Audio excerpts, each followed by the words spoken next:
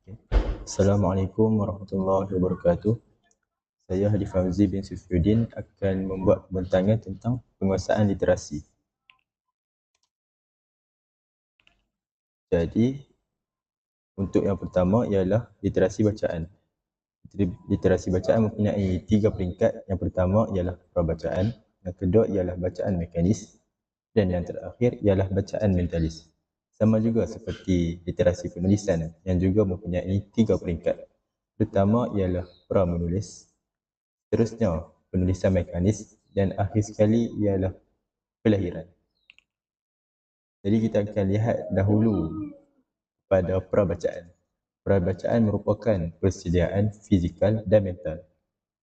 Prabacaan ini merupakan aktiviti yang memberi asas sebelum kanak-kanak boleh membaca. Perkara ini melibatkan pengamatan penglihatan, pendengaran dan juga pergerakan mata dan juga tangan. Dan prabacaan ini juga fokus kepada mengecam bentuk dan bunyi dan bukan makna ayat. Contohnya seperti bermain jigsaw puzzle atau memadankan bentuk, dan juga boleh mengecam bunyi haiwan atau alam semula jadi. Terusnya, bacaan mekanis. Bacaan mekanis merupakan bacaan yang bersuara. Uraiannya ialah mementingkan sebutan huruf dan bunyi dengan betul, jelas dan tepat. Fokus kepada intonasi, nada dan tekanan suara yang betul. Dan akhir sekali, bahan bacaan mudah difahami dan tidak membebankan fikiran. Contohnya, membaca petikan pendek dengan kuat ataupun boleh melakukan latihan membunyikan suku kata. Dan akhir sekali untuk literasi bacaan ialah bacaan mentalis. Bacaan mentalis merupakan bacaan yang secara senyap tapi mendapat kefahaman. Uraiannya melibatkan ingatan visual dan pengaktifan minda. Seterusnya, menekankan aspek kefahaman, analisis dan mentafsir maklumat.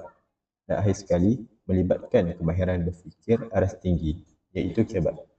Contohnya, pelajar boleh menjawab soalan kefahaman berdasarkan petikan. Dan akhir sekali, boleh melakukan teknik skimming ataupun dalam kurungan sepintas lalu, dan juga teknik scanning, iaitu imbasan. Okey, sekarang kita beralih dari input ke output, iaitu daripada literasi pembacaan kepada literasi penulisan. Pertama, pra-menulis. Pra-menulis merupakan latihan koordinasi motor halus. Uraiannya, pra-menulis ini merupakan satu persediaan otak tangan, jari serta koordinasi tangan dan juga mata. Seterusnya, melatih cara memegang alat tulis dengan betul. Dan akhir sekali, latihan pergerakan mata dari kiri ke kanan. Contohnya, pelajar boleh melukis bentuk di udara atau di pasir. Dan juga, pelajar boleh menyambut titik, mewarna dan membentuk corak garisan. Seterusnya, literasi penulisan untuk peringkat yang kedua ialah penulisan mekanis. Penulisan mekanis ini merupakan perkara yang mendirikan asas ataupun lebih kepada belajar untuk pembentukan huruf. Uraiannya, menguasai kemahiran membentuk huruf besar dan juga kecil, menekankan saiz, jarak, kekemasan dan ejaan yang tepat, dan akhir sekali menyalin perkataan tanpa semestinya mengolah idea sendiri. Contohnya, latihan menyalin huruf di atas kertas bergaris empat, ataupun melakukan aktiviti imla, iaitu mengeja perkataan yang didengar.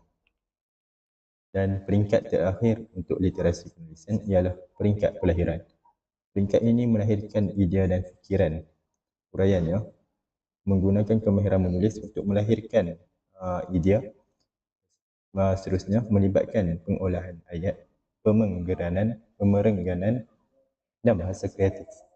Dan akhir sekali, bermula dengan penulisan terkawal hingga ke penulisan bebas.